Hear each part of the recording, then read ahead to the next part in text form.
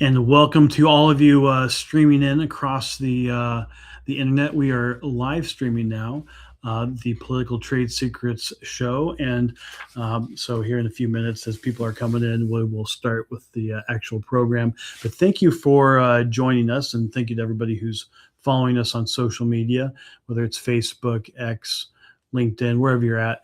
Thank you for following us there, so that you can get these kind of conversations. You can join the conversation if you join the live stream, and please do post comments, questions, and we'll try to bring those into the show.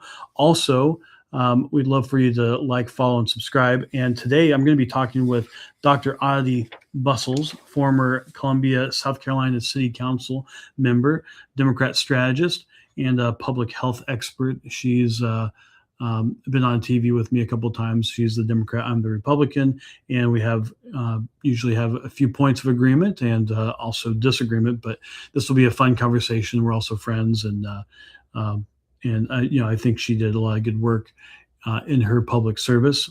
And one of the things I think you should check out, we'll post this in the comments at some point, Thomas, if you can make sure we do that.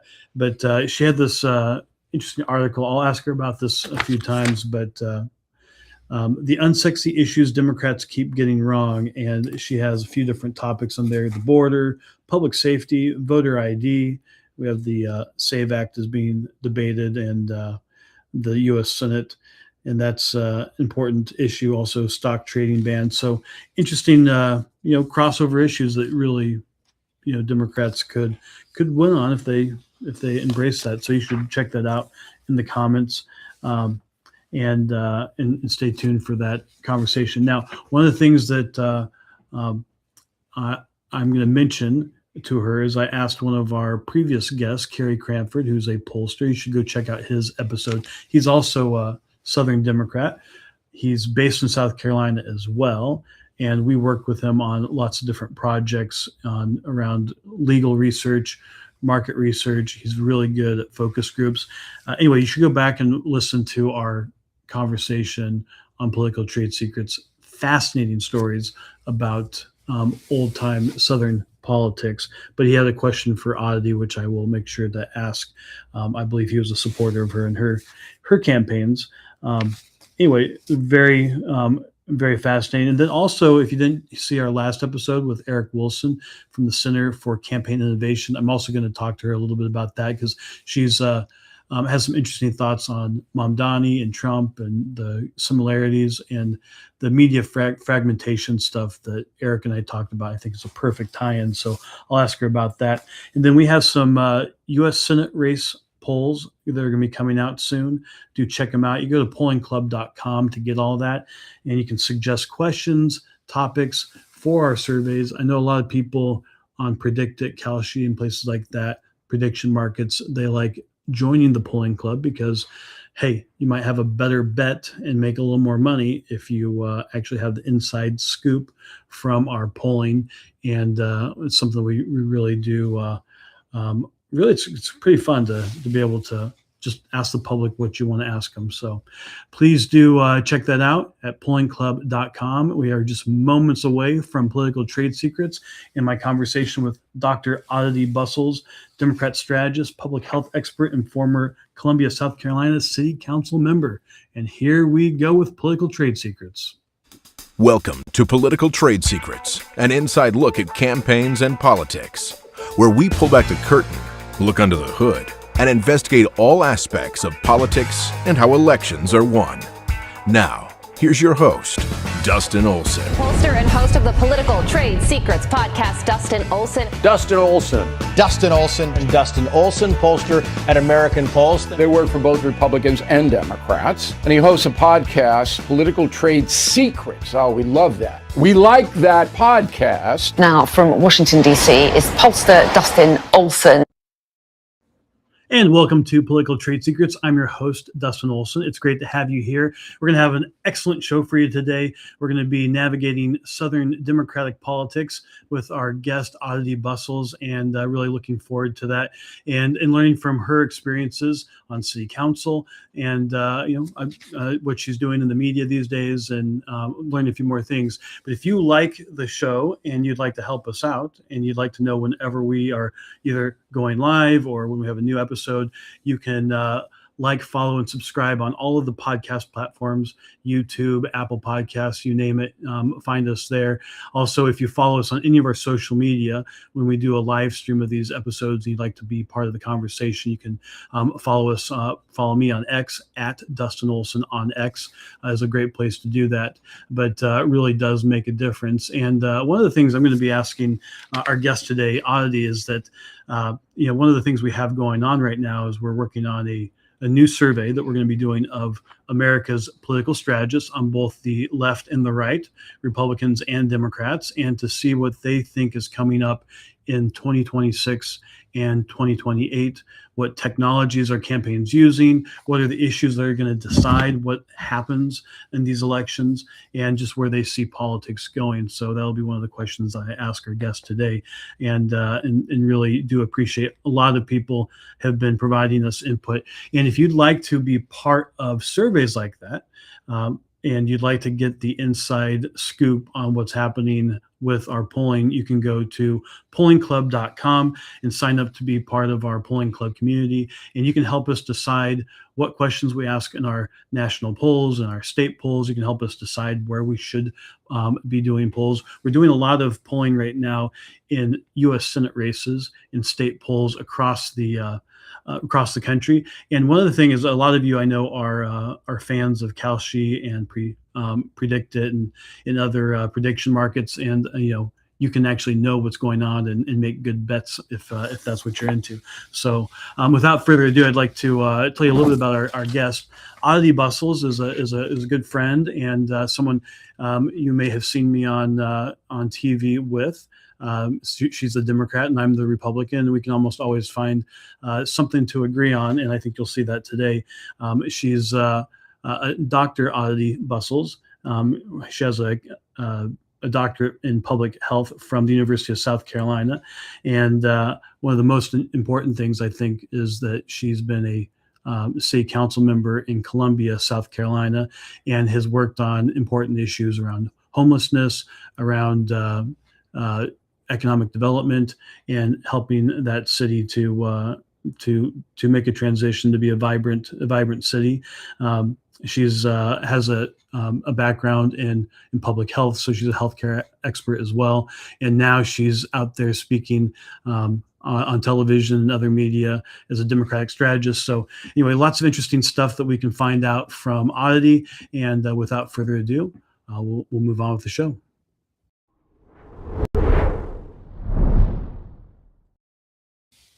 It's great to have you here today. Thank you for having me.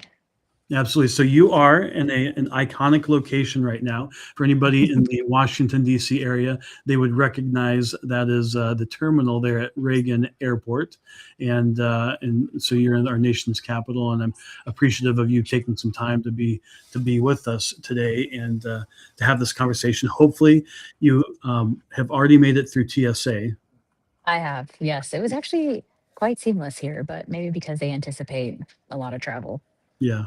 Well, that's really good. So right now, as we speak and we record, that's a big issue going on in the country right now. Trying to get a portion of our government open.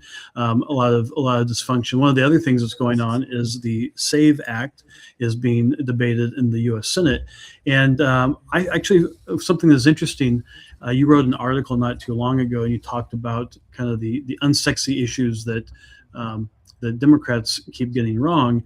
And, I think voter ID is one of the issues that you actually talk about in that article. So what's your point of view on this whole issue? Well, I think in general, just a very heightened sense of disagreement has been pretty common with everything that's going on. And sorry, I'm in an airport. No worries. That's there may be, so as you and I both have toddlers, so you get it. But I think one of the issues that I talked about in that piece was instead of us fighting on whether or not you need an ID to vote, which seems like a very common sense rule when you think about all of the things that you need to have an ID for, so we should maybe be focused more on making those IDs as accessible to people that may not have access to them. So looking at things like a ID van or service that can go out to some of our rural areas and provide those. Having some kind of fund or allocation for those who may not be able to afford an ID. And that way, you're kind of addressing what I think is really the real concern, the valid concern, which is making sure that those that are already in disadvantaged situations, whether they live in remote areas or live in poverty, have access to be able to exercise their power to vote. And unfortunately, it's become more caught up in just the politics of it all. But I think that is what you and I will probably agree on has become so dysfunctional and why we're not seeing a government that people trust in or want to engage with. Yeah, well, I think you bring up a lot of good points. This is the thing that I scratch my head at when you see folks, and primarily Democratic politicians who are against having voter ID, and it's to me to act like there are a lot of people anyway that are incapable of doing it. I think that's it's incredibly demeaning of those people because first of all, has anybody ever met somebody who doesn't have an ID? I'm guessing anybody who's watching right now has never met somebody. But if you do think that people can't get an ID, what you're proposing is exactly the right thing to do. Their first order of business isn't voting. Their first order of business is getting an ID so they can get on the airplane if they needed to, so they could, be able to get a bank account, to do very basic things to be able to live in this world. And the compassionate thing to do is to help these people who I think are fairly imaginary be able to get a voter ID or be able to get an ID of some sort to be able to live their lives, because in this day and age that's required for everything. So I think you get to the heart of the issue on that. And I know there's a few other issues. What are some of the other things that you think are the kind of the unsexy issues that the Democrats could be getting Well, better? I think you're seeing this one happen a little bit, but I think we were always seen in the last, I think, couple of years as being anti-law enforcement. And when you look locally, and in my experience serving as city councilman, that was the number one issue, Yeah, whether it was in the context of homelessness or quality of life or gun violence. And I think that what Democrats get right is we recognize that the justice system is not working in yeah, terms of rehabilitating people so that they can reenter society and engage in a way that is meaningful. And there are probably policies in place that have unintended consequences for people that do want a better life and have done their time and they want to come out and be better.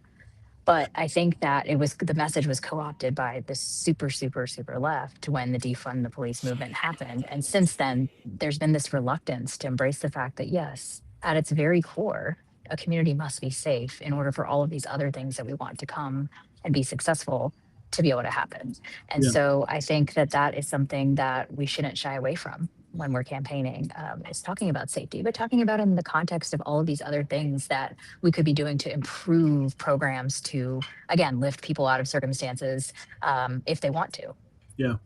Well, for me, when I think about messaging as a pollster and as a political strategist, I think about Maslow's hierarchy of needs, and safety is at the top of that list. You need to have oxygen, you need to have food and water, and you need to have personal safety. These are the things that are shelter. These are the very basic things that people need. Whenever an issue gets into that territory where one of those basic needs is threatened, that has a really big motivating factor, and it'll transcend politics. Years ago, it's 2013. We did a recall election in Colorado, and it was around the Second Amendment.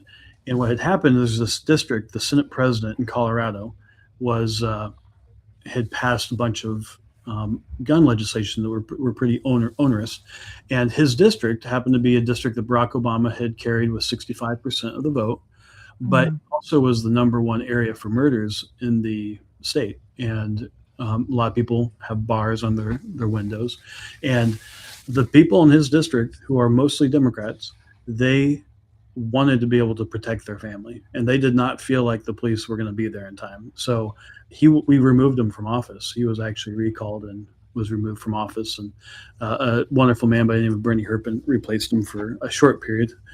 It was a very Democrat district, and he got defeated in the re-election. But it is that was just very basic. People didn't care about the politics; they just cared about being safe, and that's what motivated folks.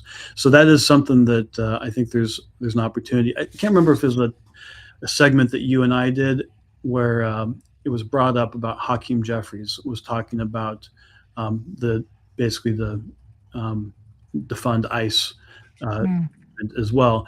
And my comment on that, because I think he did a good job of sidestepping that and trying to, the abolish ICE stuff, because that is so, like, if you look at the polling, those are so close to the defund the police.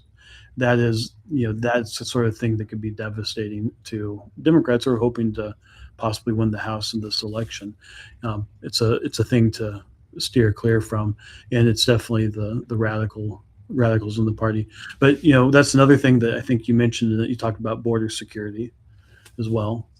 Is something that's sense. Yeah, I think I want to go back to something that you mentioned about the community that recalled their representative, about how they didn't care about politics, they just cared about their specific community.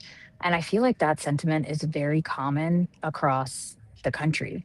But what's happening is mainstream media, coupled with the apparatus, whether it's the Democratic establishment or the good old boys of the GOP, right?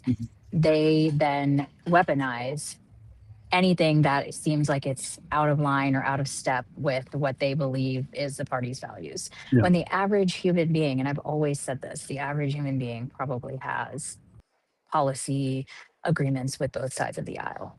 Yeah. And so what's happened now is, even when you see today, I was on TV today talking about Senator Mullins and Fetterman agreeing to move him forward.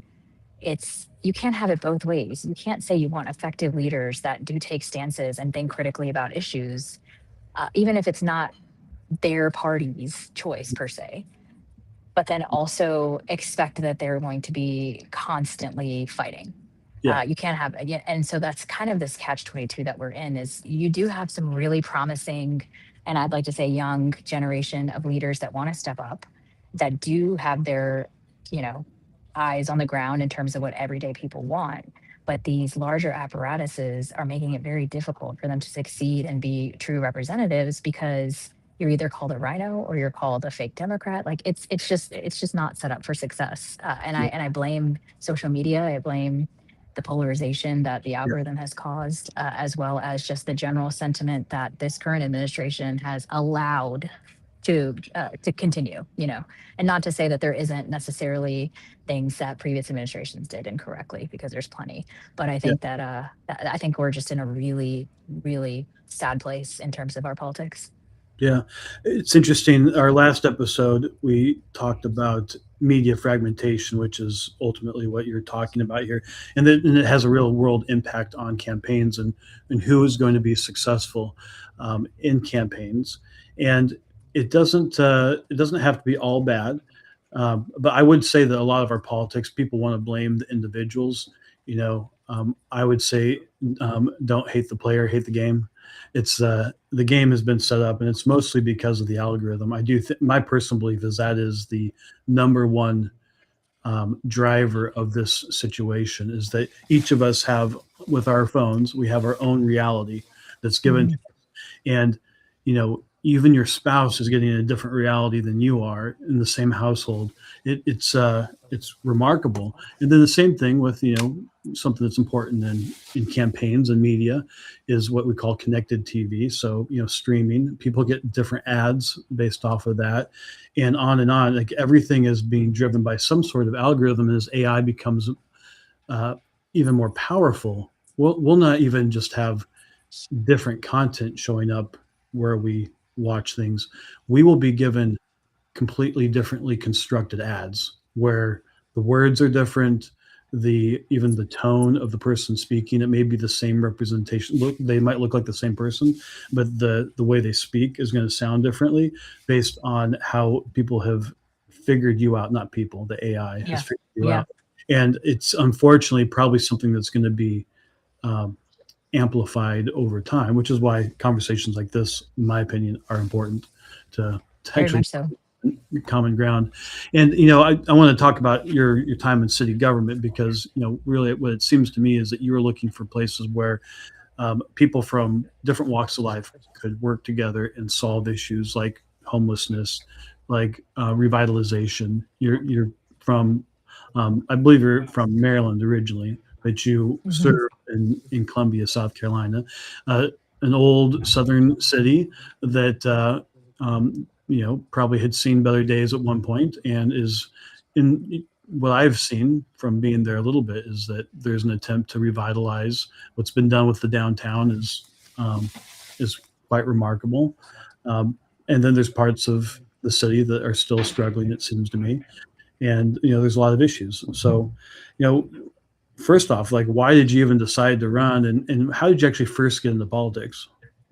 So I've always been politically engaged because it's something that I grew up around. My grandfather was a freedom fighter during the British kind of revolution in India. It's something that has always been important to my family, immigrating here and kind of, really believing in the American dream and the promise of America.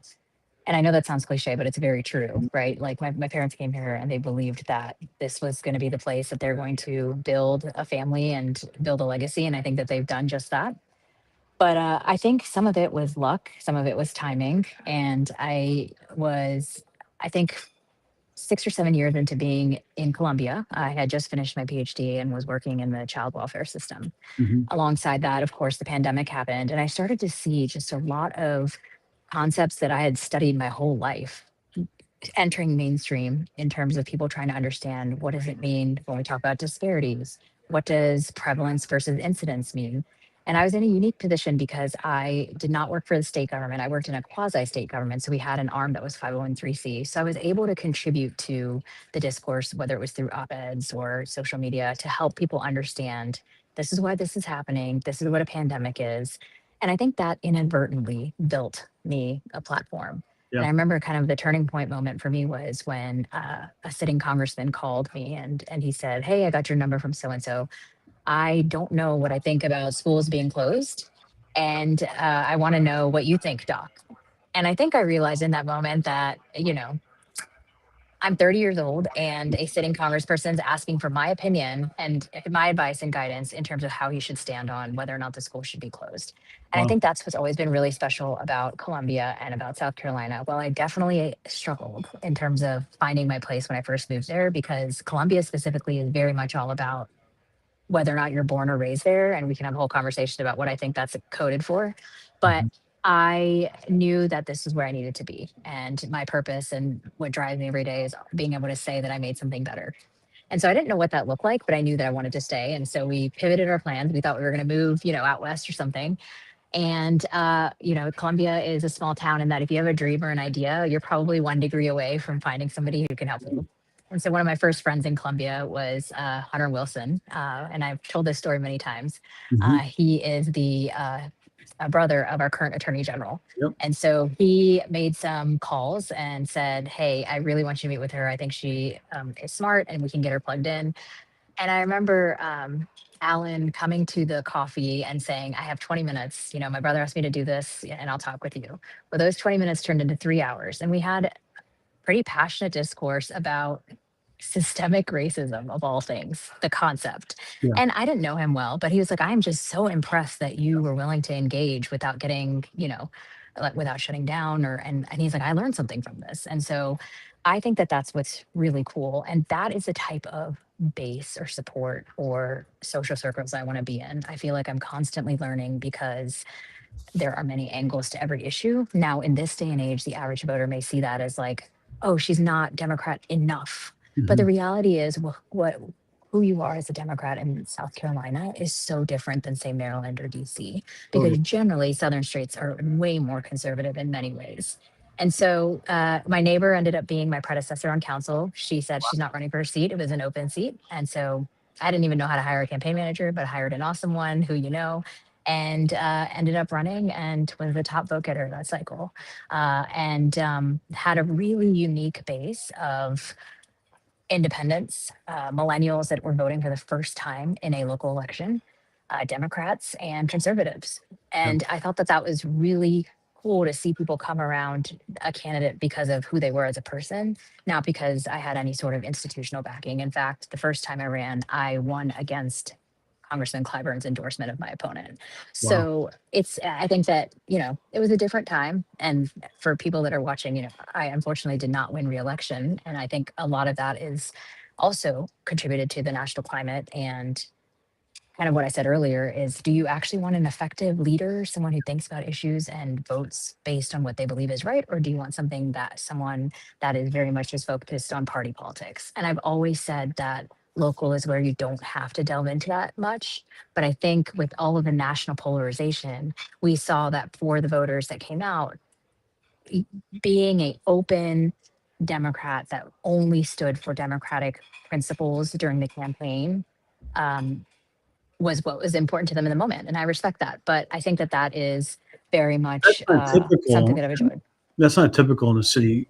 Well, every city has their politics, and there's most cities are going to be, they're going to lean Democrat, and there's some cities in the country, not very many, but some that lean Republican, and pretty much those are the politics, and it's one way or the other.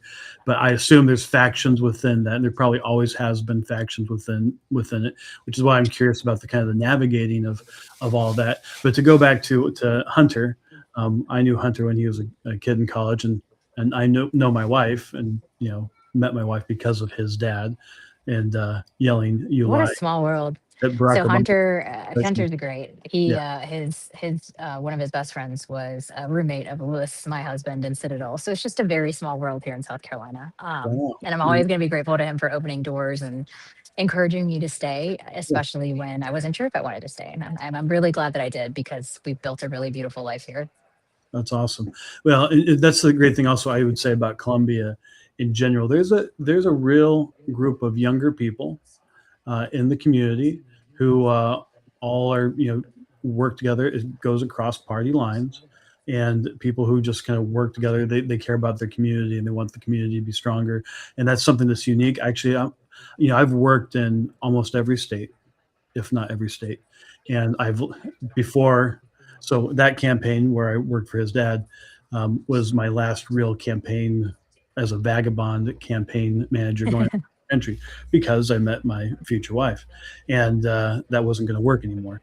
But at that point, I lived in like half of the states. I will say that this is not something you see in most communities across the country, where you have a lot of young people who are, you know, out to do big things. They're working on their professions. They all kind of help each other. And you mentioned something about in some of the old South not being as welcoming for people. Um, I felt that a little bit, being someone who came in from, I was, a guy from Colorado doing a campaign, and um, you feel that a little bit. But I do think that's a little bit different with the younger people, in Oh, very much so. and I it's think, why you could be elected. yeah, I think they were very welcoming. But I would say that, surprisingly, and maybe because I had rose colored glasses on, if I paint you a picture of while I was running, you had in Maryland, our now Governor Wes Moore running alongside an Indian American woman, Arna Miller. Hmm. So I grew up in a very multicultural society because there were a lot of Latinos and Asians and people beyond just a very white and black landscape.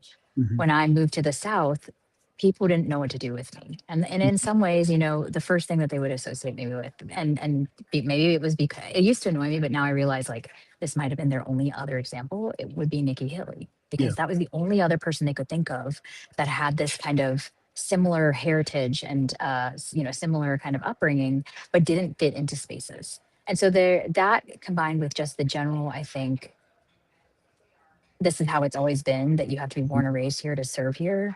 especially on the city level, really surprised me in terms of people in my own party being very dismissive and saying things like, this seat was never made for her. She's not one of us. She's not from here.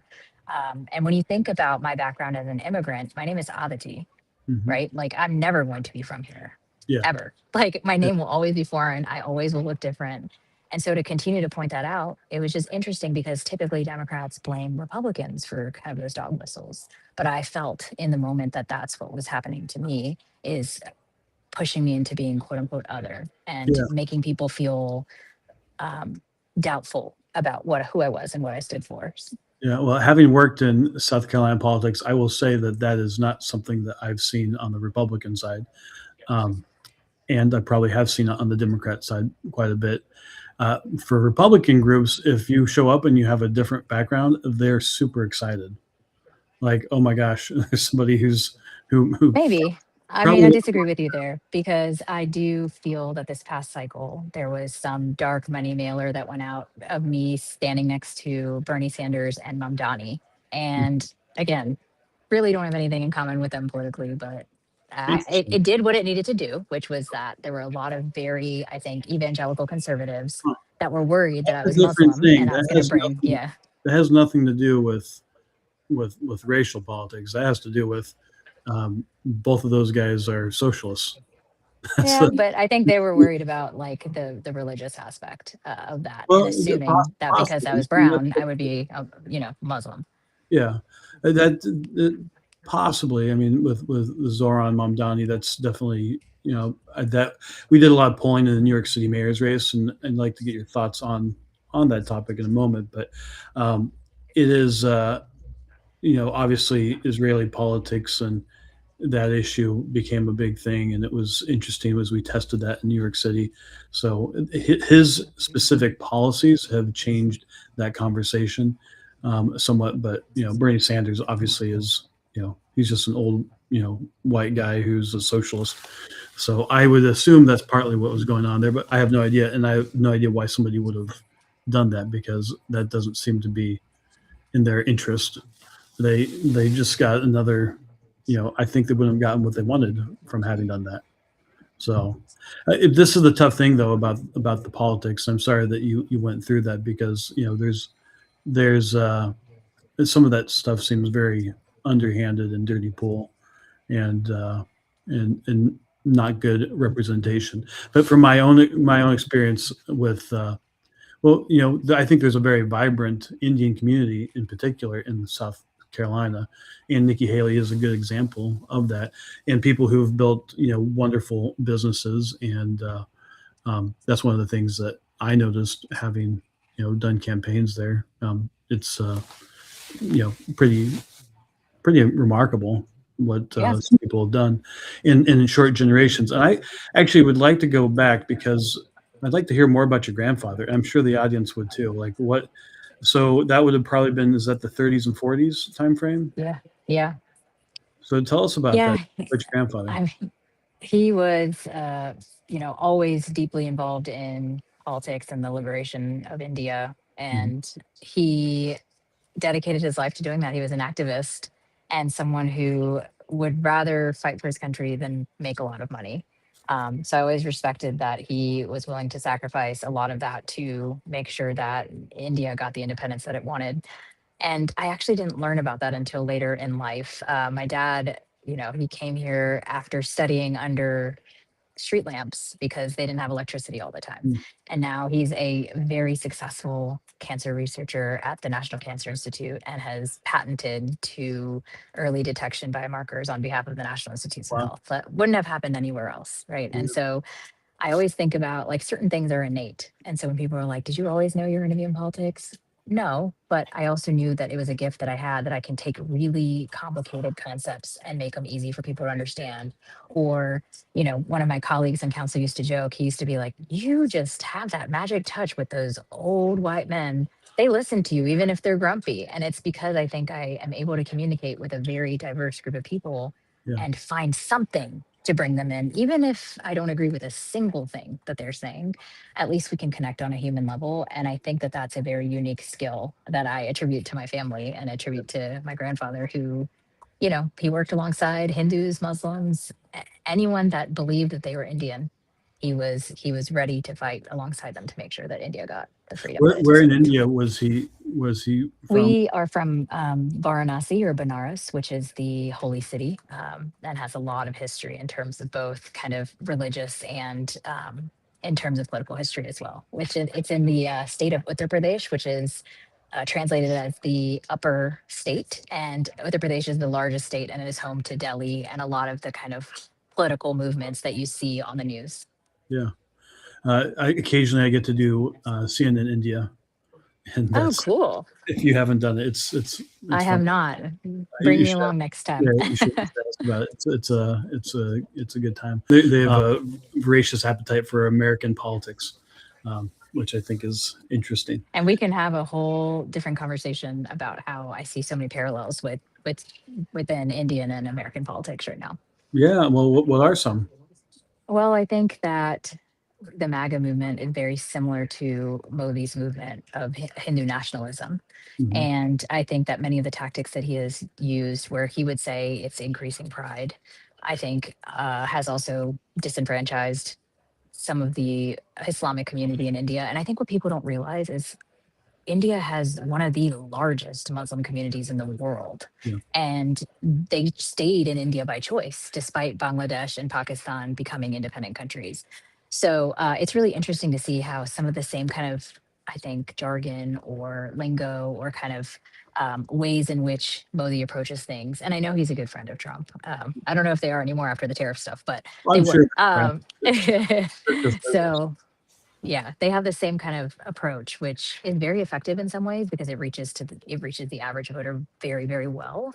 And I think that something that everybody should learn from Trump is his sense of humor and how he communicates. He's a real human being. And I think you and I talked about how, I was not surprised at all that Mamdani and Trump got along, even though they're very different in terms of their political kind of beliefs and policies, because they're real human beings and they're Yeah. funny and they're approachable and they're charismatic and um they're just people you want to know, right? And Yeah. and like that was the thing that I don't agree with Mamdani on a lot of the things that he's doing, but what I do agree is that he is someone I want to meet because he's an interesting person. I don't doubt that he's not smart, and that's the type of politician that I want to be, and that's the type of the folks that I would like to see enter politics, where they don't lose their authenticity in the process, which is so hard, Yeah. right? Because I feel like politics has been kind of stagnant in terms of its communication, despite the world evolving so much. But when you have breakthroughs like that, and I'll give Trump his credit and Mamdani his credit, you see why voters gravitate to people like them.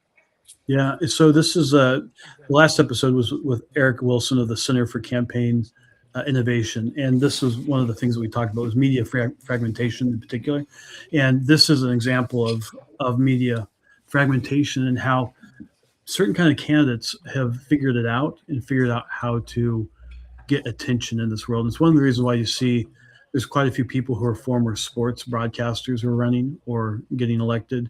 You have reality TV stars. You have I guess Mamdani is a former rapper, right? So you have these people who have they have a comfort with the camera. They have a comfort with constantly creating content and saying something interesting that gets reactions, because that is an outgrowth of the algorithm. So both Trump and Mamdani have that. And they also put out positions that maybe not everybody's going to agree with, but it gets reactions and it gets attention. Mhm. They're able to actually shape policy, shape. This is why I go back to don't hate the player, hate the game.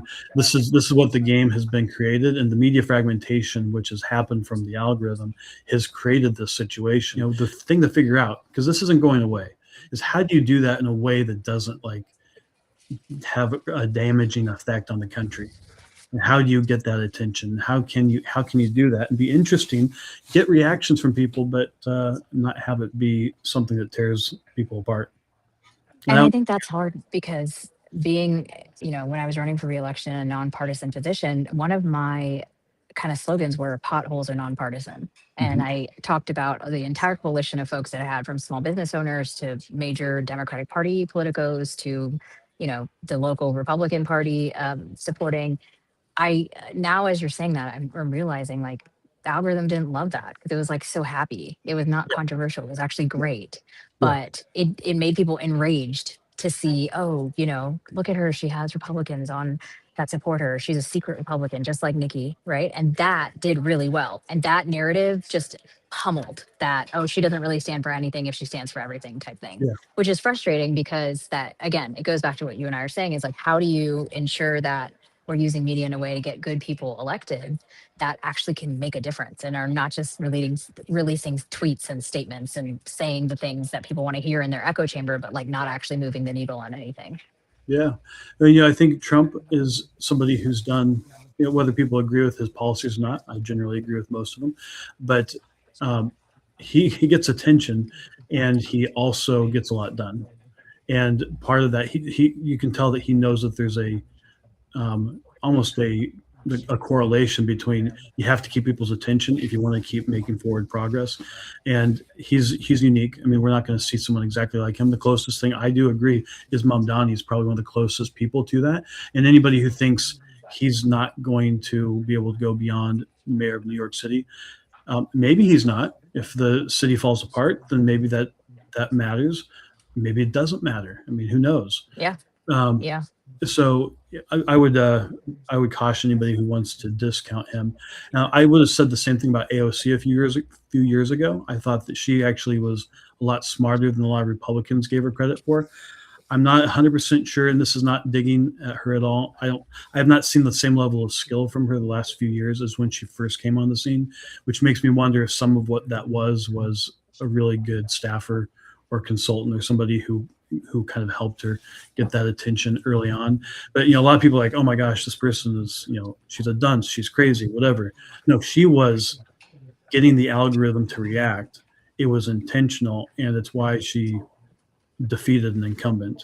We'll set aside the algorithm and the issues there, but getting back to what good policy is. So when you come into the city government, I mean, there's my take on city government is it's usually a little bit less partisan, but maybe it's factions within partisan within the parties, but there's the issues you have to deal with.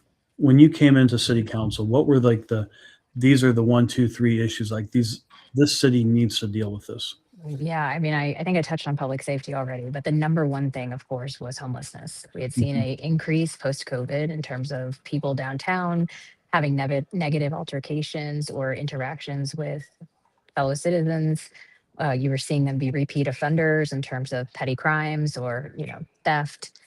So that was number one, and I think that very much aligned with us having to make sure we were recruiting, retaining qualified officers as well. We needed an increased presence. So I'm really proud when I look back on the last 4 years. I used my public health background to really dig in and understand the landscape of homelessness in Columbia specifically. And a couple of things I want to mention. We're the capital city. We are the only city in the entire state that has what we call a low barrier shelter, which is no questions asked. If you need a place to stay and we have a bed, we'll let you in, even if that means you're addicted or you have priors, whatever. And I also learned a lot about the federal homelessness funding landscape, which was that our funding was to serve homeless people from Rock Hill to Abbeville. Wow. That's insane, right? Yeah. And so when you think about, and that's the continuum of care program, and that has been around for years. And even, our local HUD office would say, yeah, we know it's not working, but no one wants to touch this because it does not, it's politically very unpopular to say you're going to cut funding or change funding around homelessness. I think after a while, and I don't think this was intentional, but it became very much I think, almost as if you were incentivized to keep people homeless because that's the only way that you get money to sustain the services you were providing. And so one of the things I recognized was there was no one really addressing what we would call like the hard to reach population. These are typically like your single older adults that either have a substance use or mental health problem, typically the ones that are engaging with law enforcement or having negative interactions. And so whatever we were going to do, I knew I wanted to focus on that particular population because we have plenty of great programs focused on families and youth, et cetera. So we launched Rapid Shelter, which is this tiny homes. And since I spearheaded that, we've housed over 150 people into permanent housing. They're constantly full. We have a place that's available anytime that, it goes under 40 degrees. And it's not the end all be all, but I do think that it helped also a lot of the provider community or the nonprofits that have been around a long time realize like we're not working together. We're all just getting our little piece of the pie and working on our little thing and not actually solving the problem. We're just keeping things kind of the same. Yeah. So that was very meaningful to be able to address in my time on council. And then, of course, just in general, I think there was this general sense that Columbia as a city government was not welcoming to development and not welcoming to small businesses, and it was really hard to interact with. And in some cases, I would agree. It goes back to what you and I talked about is there was this emphasis about what clique you were a part of or like the fact that you weren't from here. And so all of these neighboring areas were thriving and we were stagnant. And Yeah. so, modernizing our services was something that, as the millennial on council at the time, I was pretty passionate about. So we launched an app where you can actually report your pothole or your water leak, and you have a Oh, real that's person cool. respond that you can track. And that tells you, hey, this is something that is in the queue. Here's where it is. We also moved business licensing online so that you don't have to go between 9 and 5 to go pay your business license and take care of a lot of those things online. Launched Food Truck Fridays, which is now in Finley Park, which I'm very excited about. That has been going 3 years strong to let people that may not be able to afford the brick and mortar yet, but want to get their talent out there in terms of their food and get people engaging in some of our public spaces. What did it take to So get that started?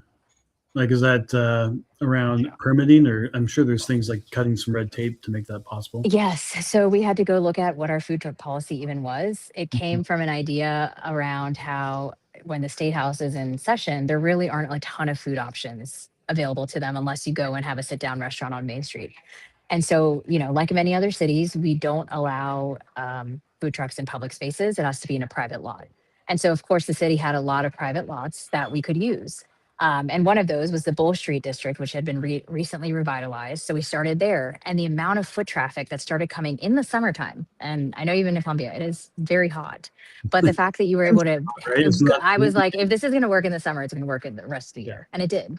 And so now, I was a part of the council that reopened Finley Park after over a decade. Now it's moved to Finley Park, which is city center, and allows people to kind of, again, connect between our entertainment districts and increase the quality of life. And so those were the things that I really loved solving. And one of my colleagues who I deeply, deeply respected, who unfortunately passed while he was in office, I'll never forget what he said to me when I would get frustrated about change. He would say, Aditi, solving problems is fun. Hmm. If you feel discouraged today, go to sleep. We're going to try again tomorrow. Don't think of it Oh, as something draining. It's something that's fun. And you are someone that wants to look at the root causes of things. And I think that all politics are local. And if you really do want to address the root cause of the problems, local government was definitely somewhere you can do that, despite everything that's happening on the national and state level. that's excellent. So I asked for questions, suggestions for questions from previous guests, and one of my other favorite Southern Democrats, and also a fellow pollster and colleague. We work on things together sometimes. Is Carrie Cranford, who's Yes. based in South Carolina, and he said, to ask you about the best practices to bring back urban centers, bring them back alive. So this sounds like one area. But what would you say the best practices are for cities who want to do that? So when I think of like the urban city center, first and foremost, you have to have connectivity and walkability. Think about our generation. One of the things I love about DC is I can get everywhere via my feet or the metro or the bus. Yeah. Things are very walkable. People want to be able to pick up their coffee and walk to work. Now, I think that we're headed in that direction, but most southern cities have always been catered around driving. But walkability is not going to come out of nowhere. You need revenue to do that, right? And that's where I feel like you have to make it easy to open a business and make it easy to bring a lot of different kind of ideas to life, which will then bring revenue for us to focus on things like infrastructure. And so I think that infrastructure has to be prioritized, and then alongside that, density. When we Yeah. talk about growth in South Carolina, typically statewide, people are thinking more in terms of like manufacturing or some of those kind of larger rural projects, or data centers are a hot topic right now. But in terms of cities, it has to be filling every parking lot and abandoned building and turning that into something that generates revenue. And for a capital city where you have the university and state government, that's especially important because you have so many buildings that are not on the tax roll. So Yeah. that's the other thing. And then alongside that, when you start having jobs that turn into careers, you start to see young families move back in. And most of us, again, we want to live downtown. Yeah. What do you see as like the next stage for Columbia? Like, what could the future bring? Well, I think when I would, as a data person, I would always want to look at comparable cities. And a comparable city to me is Austin or Raleigh. Yeah. I think that that is the next phase. I think that we bring in a large venue of some kind, concert venue or something. That would be really great to have, that we can then bring in even more revenue of shows and things. I think the convention center is a asset that we have to expand to allow for trade associations and people to come and visit Columbia for the first time, maybe being forced to because of their job, but then deciding to come back because they loved it so much. So I think the next phase is making sure that we have the amenities available for some of these larger tourist events to be able to come in to really put Columbia on the map.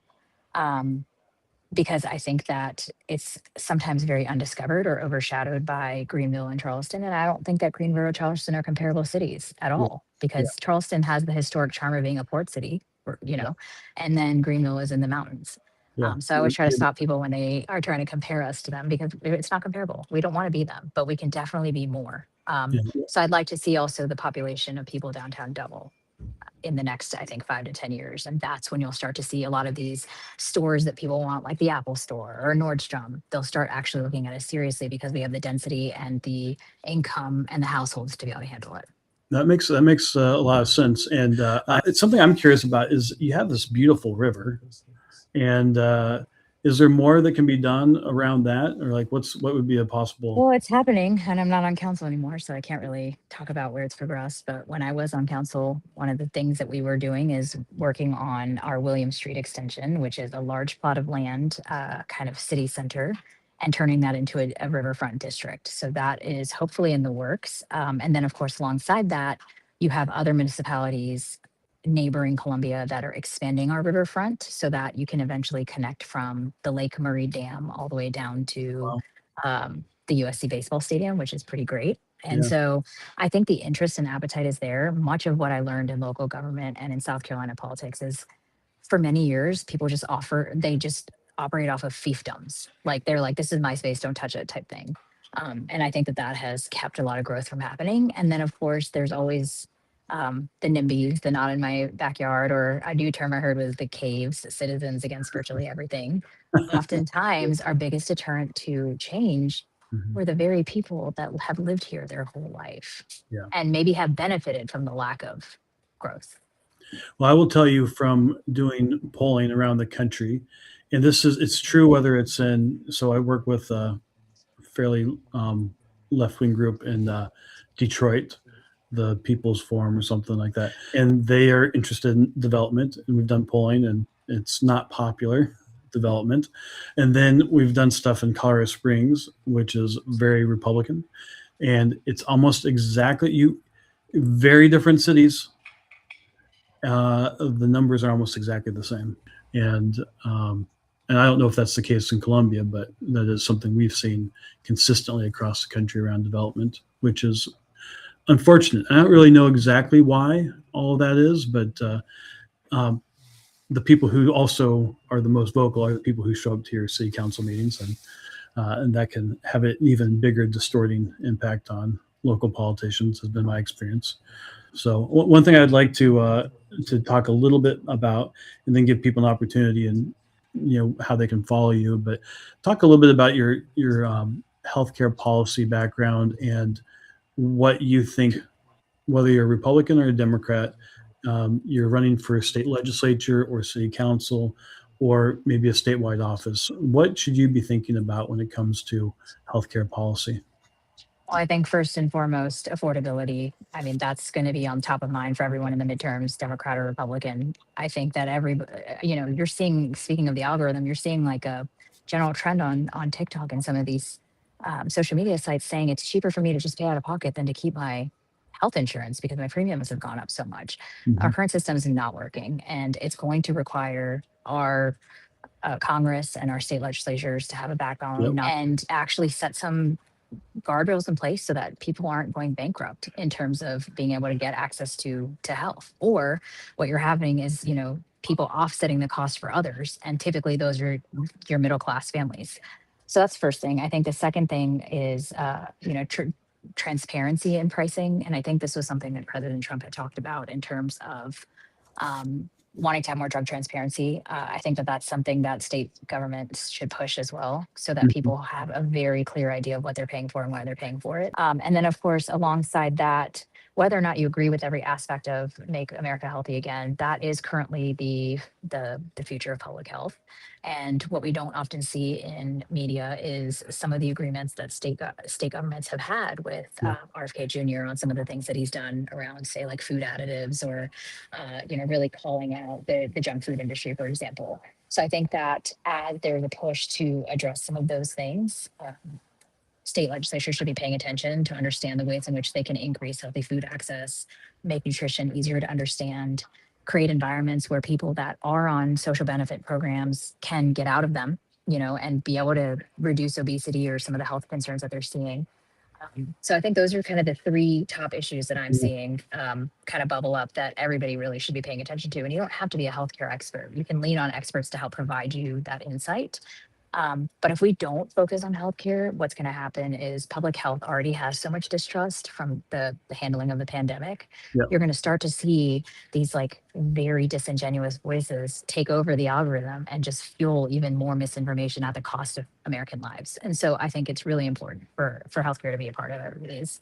Well, I mean, platform. the dangerous side of it is Luigi Mangione. I mean, that's the dangerous side of the assassination of a health insurance executive. And that's the not dealing with stuff. As you went through that, when we talk about affordability and cost of living, there's really three areas. It's really healthcare, it's food, and it's energy. These are the things that really are cost drivers for most people.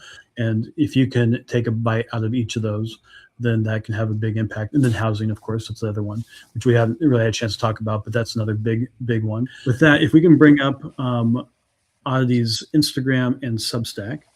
And so just any final thoughts do you have and how people can get in touch with you and what they should be looking for? Absolutely. Well, first and foremost, thank you all for listening. I think more conversations like this have to happen in order for us to move forward. And I think that Dustin and I are an example of the next generation that wants to see things get better, but also recognize that we're not going to agree on everything. And that doesn't mean we have to get super emotional about it. It means being pragmatic and figuring out something that we can do because we want our kids to succeed. We want them to be safe and we want them to live a good life. I'm not done yet. I don't know what's next, but in the meantime, because I'm somebody that really likes thinking critically and understanding the nuances of issues, definitely engage with me on Instagram or TikTok or my Substack. And I hope that this inspires you to stay engaged, whether you're in South Carolina or other parts of the country, especially locally, because I've always said that local is the incubator of ideas that often bubble up to state and national. And I hope that you also see that, the sensationalized tweet or video that's going viral is often not the full story of why campaigns turn out the way that they do. And really understanding all that goes into it is really important. But thank you so much for having me. Yeah, absolutely. And safe travels. And thank you for visiting our nation's capital, but safe travels back to South Carolina. And it's been great having you on. And with that, on with the show.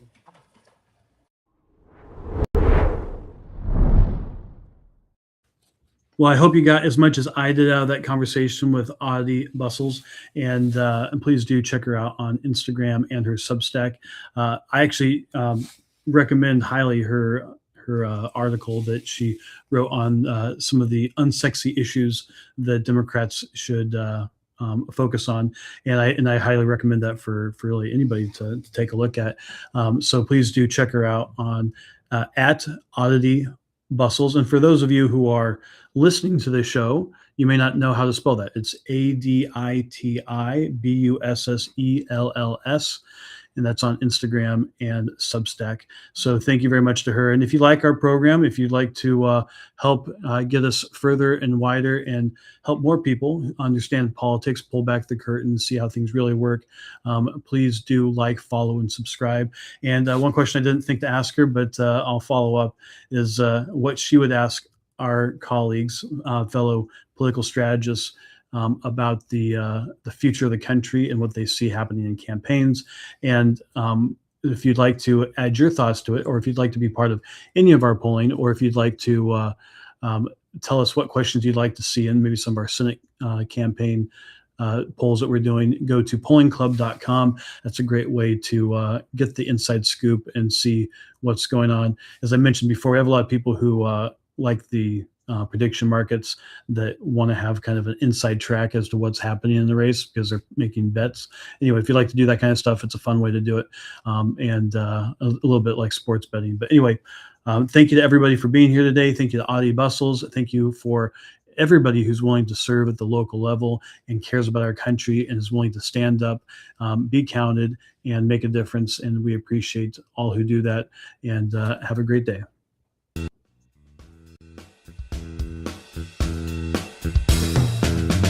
Join us next time by subscribing on iTunes and get show notes and sign up for our newsletter at politicaltradesecrets.com.